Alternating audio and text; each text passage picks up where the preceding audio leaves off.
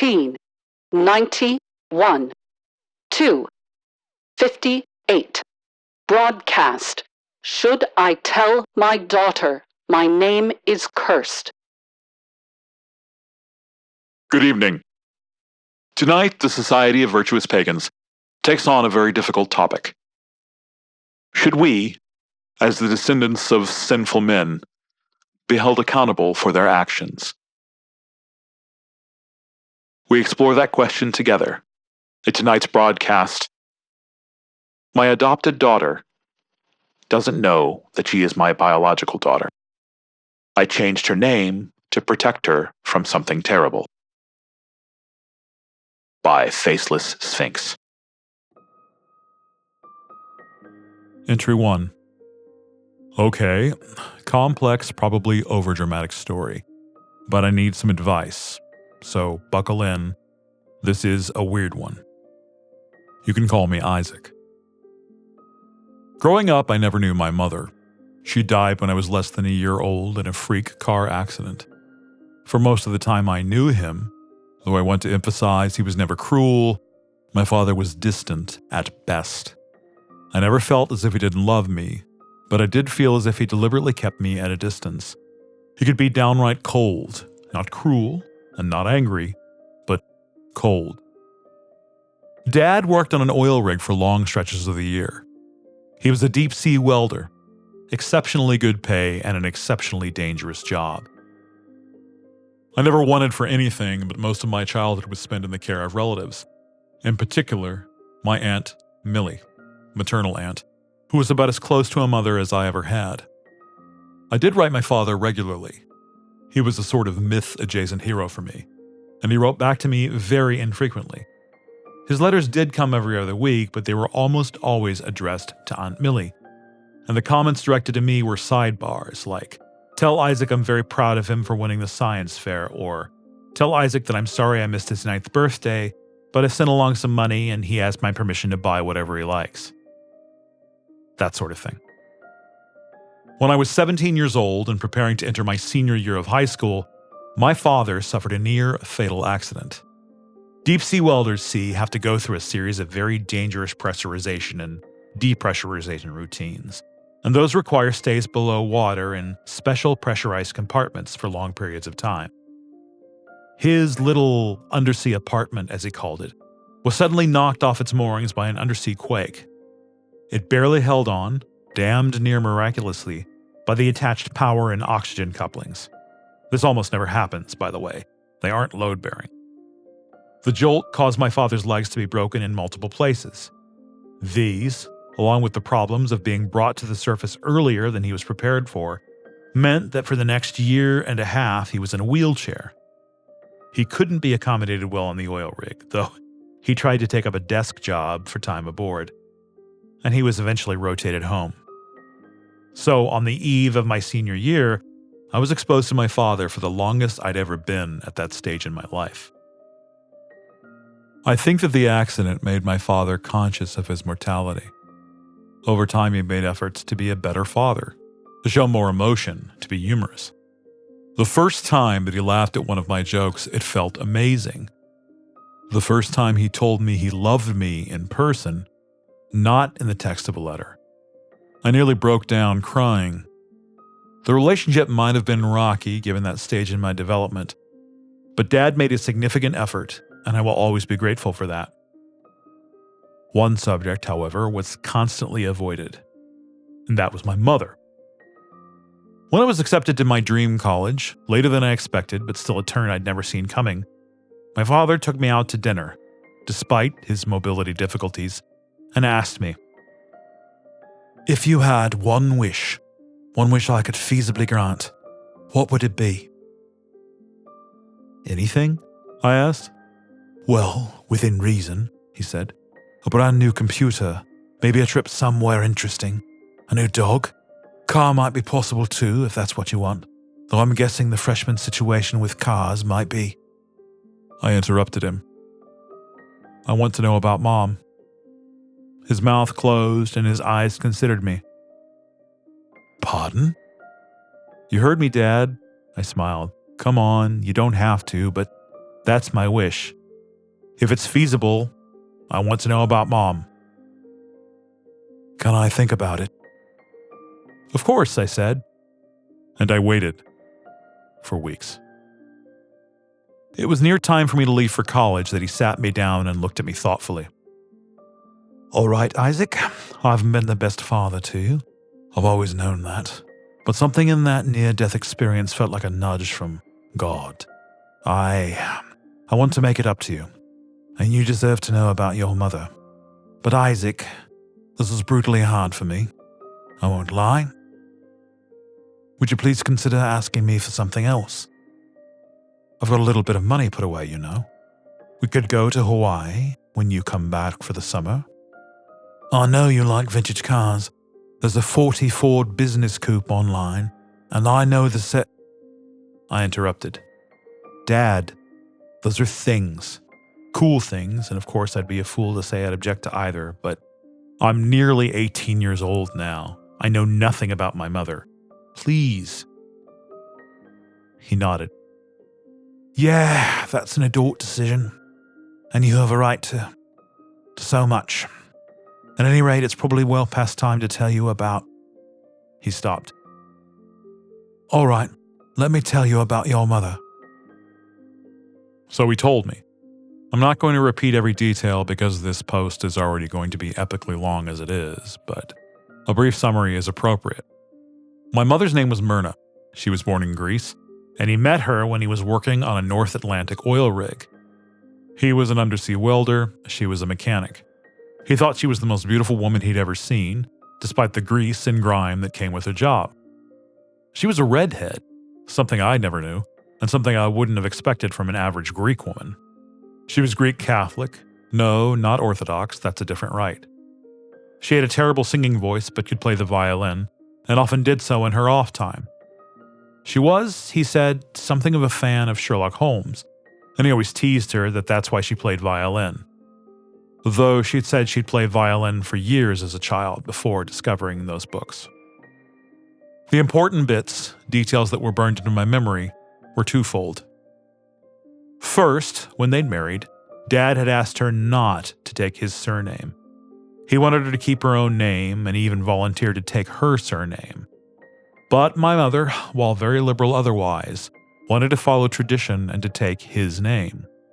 So she did.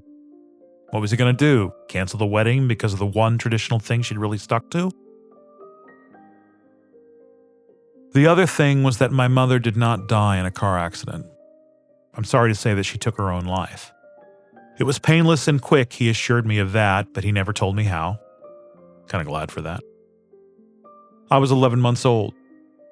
I was shocked and heartbroken, but I understood why he'd never shared that detail. Why would he? How do you tell a child when he's barely old enough to understand, or to begin to understand what death is, that his mother chose to take her own life when he wasn't even a year old? How would have that affected me psychologically? I mean, it was hard enough for me at 18. I told him I understood why he chose not to tell me, that I appreciated him telling me, and then I asked him if that's why he'd stayed apart from home so long. He didn't hesitate. Yeah, that was part of it, but there's more you need to know. Okay, I said. Hit me with it. It was my fault, Isaac. She had died because of me. What? What was he saying? Surely it was a survivor's guilt. No, Dad, it wasn't your fault. Unless you somehow hounded her to do it, and I refuse to believe that you would be that kind of man.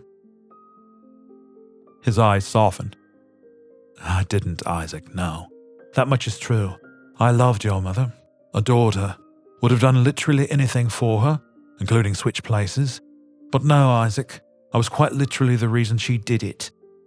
No matter how hurt and angry I was because of her decision, it was my fault. How could it be? I asked him. And he told me the following story. For the sake of the story, we'll say the family surname is Davies. It isn't, but it's close enough. You're aware, he began, that our surname is Davies. I should say that we've changed it several times, but that hasn't altered any of this that I'm about to tell you. Of course, Davies is English. It's very old, and no relation so far as we know to the Welsh Davies. But English probably since Boudicca's day, in one form or another. The important part of all that is that by the 1690s, the man for whom I was named, Samuel Davies, was a captain in the British Army. He is our mutual ancestor, of course. Our great-great-something-grandfather. So Dad, I'd love to hear the story another time, but what does it have to do with Mom? Isaac, I need you to bear with me all here. This is going to sound very removed from us here today, but it is the only way for me to explain what happened to your mother. All right, I said. Go ahead. So, I don't know what kind of person Sam Davies was.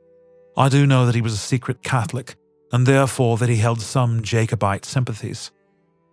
The Jacobites were English, Irish, Welsh, and Scots people who opposed the overthrow of James II, and eventually what they believed was theft to the crown from a house of Stuart. People forget that Jacobites, even in England, were active from the late 1680s well into the 1750s, and that some of them even continue today. Samuel himself was not a Jacobite, but he was sympathetic to them, because, as I said, he was a Catholic, and because the Catholics had been very poorly treated. He had sympathies for the Jacobite cause, even if he didn't care for absolutism. In 1691, Sam married Agnes, the daughter of a very prominent Williamite, that is, an anti-Jacobite Scots family from the lowlands. They fell in love despite the political and philosophical differences of their families. In 1692, there was an event. You might as well hear about it, you're going to be a history major, called the Glencoe Massacre.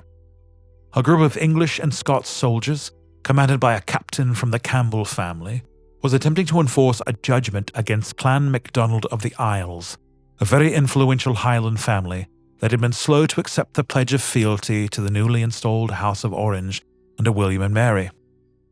There's a lot of behind-the-scenes stuff going on here, but essentially, the story is that the MacDonalds only decided to take the oath with the personal permission of James II, and it was well understood that they were still Jacobites. But the Campbells wanted MacDonald land, and they wanted to ruin the MacDonalds. So, on the pretext of an expedition against bandits, Captain Campbell led his troops into MacDonald territory. This was during the winter, and so the officers humbly requested shelter given a harsh winter and a difficult march. Now, Scots Highland tradition is typically that an honest request for shelter must be honoured. You're supposed to give them food, drink, and kindness, because they're under your protection, and in exchange, you are supposed to respect their dignity, to return that hospitality, and to keep all of your weapons to yourself.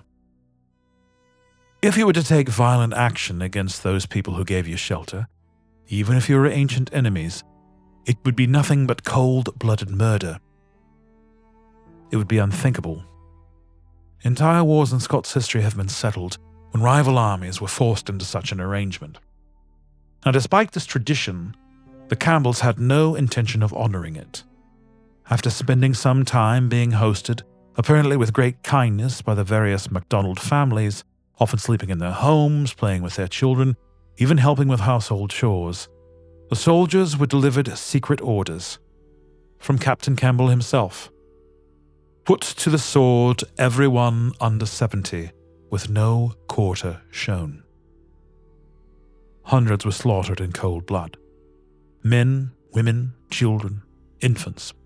About 40 or so fled into the snow only to freeze to death. Many were shot, clubbed, and bayoneted to death while fleeing. Others who surrendered were rounded up and brutally butchered. Those who survived did so because they weren't there, or because the soldiers who had been bivouacked with them refused to commit such an atrocity and, quote-unquote, accidentally allowed them to escape. The Campbells are still hated and mistrusted in many parts of Britain for this, despite the fact that many Campbells were opposed to the action. Our ancestor Samuel Davies was one of those officers who was to be made aware of the plans on the eve of the expedition and the subsequent massacre. Unfortunately, he'd taken seriously ill, and so he was left home to remain and recuperate. The plans reached him by happenstance, and Samuel was incensed. Fortunately, he had connections amongst the Highland Scots, among whom he had served, but he needed a way to warn the MacDonalds without tipping his hand. He asked for aid from the person he trusted most in the world, his wife, Agnes. Agnes was, of course, a Scotswoman from a devotedly anti-Stuart family, and one that nobody would really bat an eye at. She was an exceptionally good ride, and Samuel was stationed not far from Fort William, from whence the expedition was to launch. The plan was for her to ride ahead and warn the MacDonalds to protect themselves. He said, allegedly, "Warn them not to arm themselves openly, but to make themselves prepared for treachery. Better to be seen as defending than to attack the men approaching you, even should you know they mean you harm." It was information that the MacDonalds could likely have used to avoid disaster. Agnes, however, never delivered that message. She rode to Fort William, and there she remained until the expedition had left and the massacre was well and truly done. No one in the family really knows why she did that. The story is that she was newly pregnant and unwilling to risk the life of her child or her husband by becoming politically involved. If the news got out, after all, Samuel would likely have been cashiered and executed, and she might well have been disinherited along with her child. Whatever the case, Samuel was told that she had been unable to make it to the MacDonalds in time, though she was safe and would be with him soon. Unfortunately for her, the old man arrived first. Do you know what I'm referring to when I talk about a village wise, Isaac? I told him that no, I did not. Dad explained that this was a way to refer to a village elder, often a man, the equivalent of a witch, who provided medical and spiritual advice in traditional village. He mostly just had skills in herbalism, medicine, and what was alleged to be a touch of hedge magic. The village wise. Well, his daughter and his grandchildren were among the many victims at Glencoe. He apparently showed up at our ancestral home at some point, approached Captain Davies and asked him exactly what had occurred. Furthermore, he said, he was aware that Sam had asked Agnes to deliver a message, that he was aware of the contents of that message, and that Agnes had hidden away rather than do it. "I don't know," my father continued, "whether my namesake believed the old fellow initially. What I do know is that the old man cursed him." He cursed him? Come on, Dad, that's ridiculous. "Nevertheless," he said, "I will finish the story. It is important that you know it." I conceded. I knew nothing about my family's history beyond my father's immigration in the late 1970s, and I felt compelled to listen. "Now," he continued, "the old man uttered the following words to Samuel. We know because Samuel wrote them down. When the old paperwork faded, it was replicated, and then replicated again. It may have changed slightly, but the story is essentially the same. "O man of war who showed mercy, you married the daughter of a murderer. Hear me. She who betrayed, she is cursed, as shall all women who proceed from her womb, to die a tragic death, as those to whom her cruel indifference were condemned, as shall any who take their places. But he who made his effort, I shall grant a boon. All the men who shall proceed from his stock shall be healthy and long-lived, and long will his family thrive." Samuel begged for mercy. The old man professed that he had none further to give. "Now," he continued, "from that time to this, so far as I know, very few of the women of our family line, whether born or married into the line, has lived beyond her 25th year. She always dies tragically. Illness, happenstance, the choice your mother made. My sister died at 19. My aunts all died in their 20s. Your grandmother lived into her 70s, and she lived because my father, for whom you are named, insisted that she not take his name willingly, taking actions to ensure that neither she nor Any female children he sired with her should inherit anything or receive any legal benefit should they bear the Davies name. It was hard for him, but he did what he could, and you see what happened to my sisters." But what happened to him? I asked. "It is family tradition that this action is seen by whatever empowers that curse as a sacrifice. Again, I can't provide each and every example, but I know of several. Your grandfather died aboard HMS Hood. Your great-great-grandfather was killed in a gold mine collapse whilst prospecting in Australia, but your great-great-grandmother lived. He had taken her name. His great-grandmother survived. She never formally married his great-grandfather. That man, though I do not know the cause of death, apparently died quite tragically as well." Surely you can't believe that, Dad. It's terrifying, yes, and probably based upon a real incident, but The letter, the current copy made in the 1870s, is among my personal effects, sealed in an archival sleeve. It will be left to you along with such family relics as we have when I pass along. You might also be able to find more information by doing a bit more digging. After I lost your mother, I lost any desire to learn more." "I have so many questions, Dad. Why don't we just change the family name?" He looked at me for a moment. "We have tried.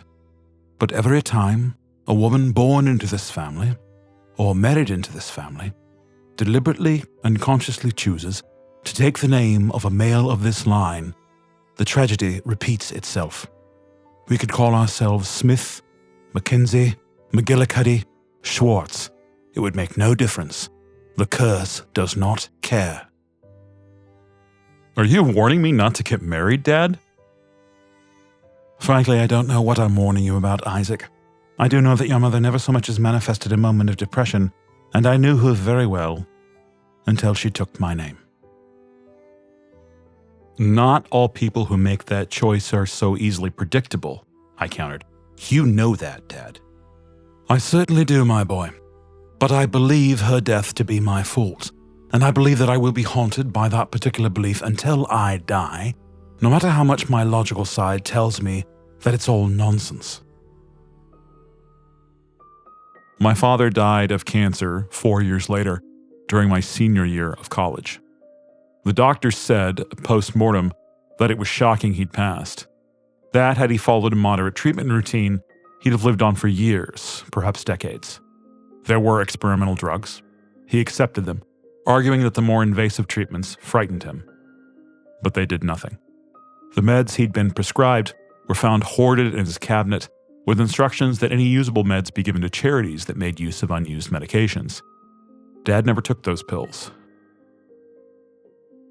Given the kind of cancer that Dad had, and that the survival rate of people with that kind of cancer on that kind of medication is fairly reasonable, Look, I don't know why he chose to do what he did. I don't know why he let go.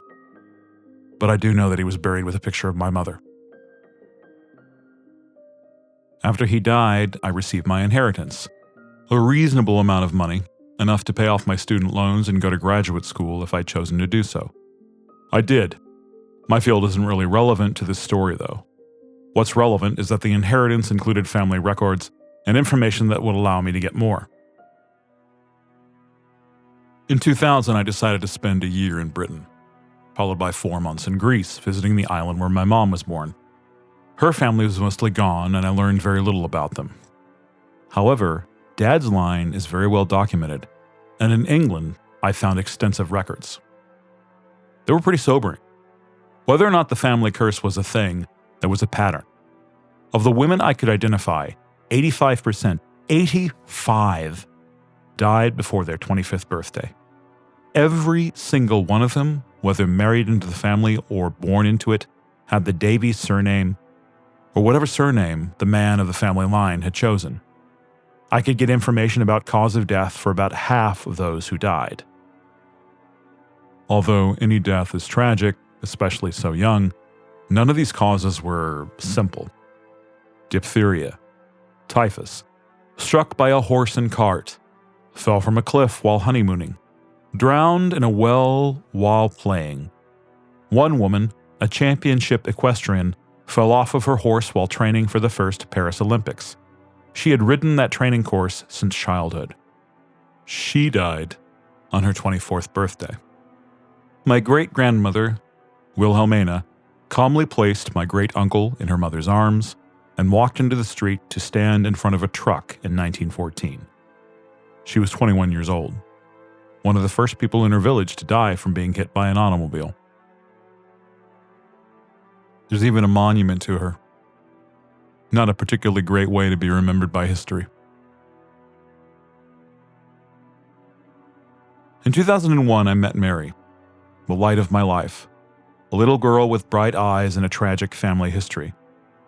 Her mother was not a good person. Her father died protecting her, and she was alone in the world. Adopting her was the easiest of the difficult decisions of my life. For whatever reason, I never married. My cousins blame it on the one who got away. That may be true, but I sometimes believe that she got away from me. Got away from this terrible curse. Mary never took my name. Instead, I chose to honor her with her father's surname. That was the official reason. The real reason is somewhat complicated. Mary is, in fact, my biological daughter. The one who didn't get away, the one I actually escaped, was an abusive college girlfriend who gave birth to my daughter. We did not marry. I escaped as quickly as I could. But I kept tabs on Mary. I supported her because she was my daughter, because she was the light of my life, and her mother's sins were not hers to bear. Even then, she was the light of my life, and she was loved beyond measure. Her grandfather would have loved her. Her aunt, the only remaining link I had to my mother, certainly did. Mary was adopted by her stepfather, a good man, Hal Kramer. Despite the abusive woman he married, he loved my daughter, and what's more, he went out of his way to keep me in his daughter's life. In 2003, the woman who carried my daughter to term took a gun to her husband, accusing him of infidelity, and declared that both of them were poison in her life. She opened fire. He shielded my daughter with his body and lived just long enough to notify the police. The woman, I will not dignify her by sharing her name here, is still serving a life sentence, and as far as I know, in perfect health. You know, people say that they aren't sure how they feel about the death penalty, and I get that. I mean, I've always said as a general rule that I don't agree with the death penalty. Far too much power for one person to hold over another, but that I don't know how that would change if a person with a death penalty had harmed someone in my family. Having now been affected by the sort of crime that might have been resolved in a death penalty, I'm not so sure I'm opposed to it. Hal had become a friend, a good one, and she had tried to kill my little daughter. My little daughter, not yet 3 years old. My Mary. So this brings me to my point. Mary reached 18 years old today. She's in excellent health, and she's asked me for a favor. She wants to take my surname. Not because she's my biological daughter. She doesn't know that. She can't know that. No, she wants my name because she sees me as her adoptive father, a loving friend of her beloved dad who sacrificed a great deal to adopt her. It is her choice. After all, she says it is. But she won't do it without my permission. So here's the question. With all that context, do I tell her that she's my daughter? Do I allow her to believe that she's adopted? And do I truly allow her to take my name? She does know about her mother. She does know why her mother's in prison. Entry 2. Well, I took all of your advice, Reddit, and I decided to find a sort of middle path. Now, like I said, Mary knows about her mother, but I wanted her to know more about her father. So I sat her down and told her that the last wish of Hal Kramer was that I would take care of her as my own daughter. I chose her father's surname for her because it honored his final wishes. It was a lie, yes, but I don't think she's ready for this kind of truth at this stage in her life. I did tell her that while I'm honored she wants to take my name, I'd like her to keep his. She was, of course, conflicted with that, so I offered her a compromise. Wait until you're past that early stage of mental development, I said. Wait until your brain is fully formed, say your 25th birthday, And if you still feel that you want to change your name, well then, I can't object any further. She agreed, she hugged me, and I think we're going to be all right. Thank you, Reddit. Entry number 3, 3 years later. Just an update. I've received so many letters over the years asking me how she's doing, and I'm happy to tell you that my Mary is fine. She's thriving in college, and I think she'll likely go to med school. She's talking about becoming a dentist. Not something I'd choose for myself, and I have no idea where she got it from, but she's always been brilliant, and if that will make her happy, well then, by God, she should do it. Only a few years now. I think she'll be one of the lucky ones. And when it's all over, well, if the pattern holds, I just hope that I can live long enough to tell her the truth. Entry number 4, dated 1 week later. Well, it looks like I spoke too soon about hope. Cancer, the doctor says. I'm devastated. If anybody has advice about how to tell my daughter, because she deserves to know, and because I know of nobody else I'd rather have on my side, Entry number 5, 1 month later. I did it thanks to you. First, let me say that I'm grateful for your advice and kind words. This began on what was probably a silly thread about family mythology. I told her about the diagnosis, and she's agreed to go to family counseling with me when and if the illness gets worse. But she's going to be okay, you know? And I still hope and pray that I will. Maybe all this will blow over yet. Feeling more positive about it, certainly. On a cancer support board, from the same poster, dated 4 months later, titled, An Abrupt Change in My Condition. Hi everyone, my name is Isaac. I'm 49 years old. Earlier this year, I learned that I had cancer, an aggressive form similar to the one that took my father. Post then includes description of symptoms before continuing. While I don't have any pain yet, it's recently become much, much worse. I fear that I'm even worse than I thought I was. I can tell, and I can feel myself getting weaker and weaker. My daughter started therapy with me recently, but she doesn't know about this turn. Hell, I didn't until this weekend. I'm lost. What do I do? A return to the original thread. Entry number 6. I'm furious. My Aunt Millie, who is older now and slipping into early-stage dementia, has decided to reveal that I was, in fact, Mary's biological father. Her words were that, given my increasingly serious diagnosis, Mary should know. She did not have my consent. She did not have my blessing. I know she's not entirely herself, but I'm furious and Mary isn't speaking to me. Entry number 7, dated 1 month later.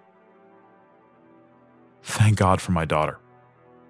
She came over last night, said she couldn't hold it against me, asked me why I hadn't told her, told me she wanted to understand, that she didn't want our relationship to be defined by this. And I told her the truth, every word of it. She listened, she held my hand. She cried when I told her about her grandfather and my childhood. She's still unhappy that I didn't tell her, but she understands. She says that she thinks it's all a series of family tragedies. After all, life expectancy for women was much, much worse only a few decades ago, and in some places it still is. She insists that there's no curse. But she agreed to honor my wishes. If it will make you happy, Dad, I'll wait until 25, but I'm going to change my name. I've had 2 amazing fathers, and I'm going to honor you both. How can I refuse that? Thank God she's waiting until she's 25. A second entry on the cancer support board, dated 1 year later. I can't believe it, everybody, but something amazing has happened.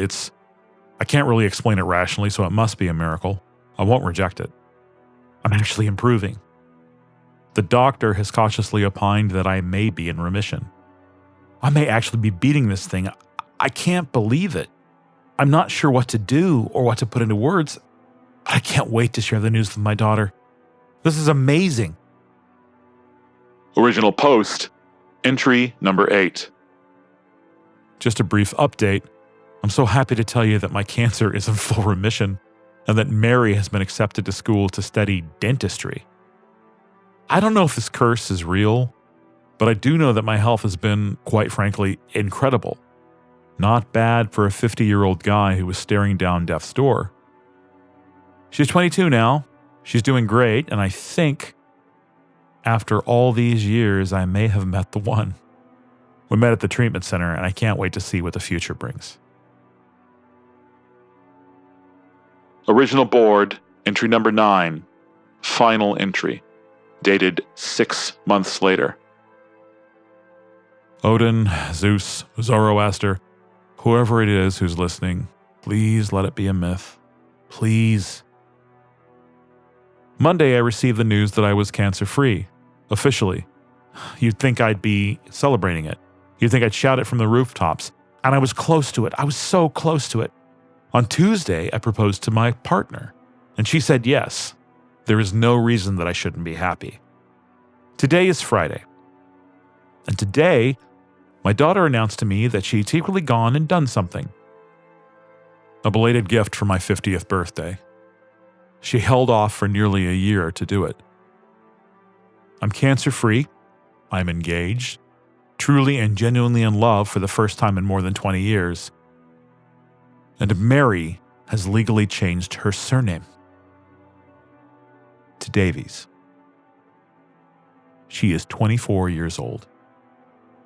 What the hell am I going to do if this curse is real? Selected entry from Paleontology magazine, found via Google search, dated 6 months after the final entry. A tragedy to report. Mary, the beloved daughter of noted expert on Paleolithic felines, Dr. has been reported the victim of foul play. Dr. reports that his daughter was attacked by her obsessed former romantic partner. Mary was a promising student of dentistry and was, by his own account, the bravest and most wonderful person that he had ever met. Mary leaves behind her father, an elderly aunt, her stepmother, and an unborn baby brother whom Mary had eagerly looked forward to sharing the world with. Our deepest sympathies go out to our colleague and friend and his family during this very difficult time. Tonight's broadcast was brought to you as a public service by the Society of Virtuous Pagans.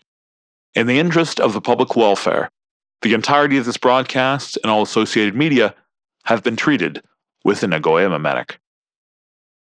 Have faith. We know.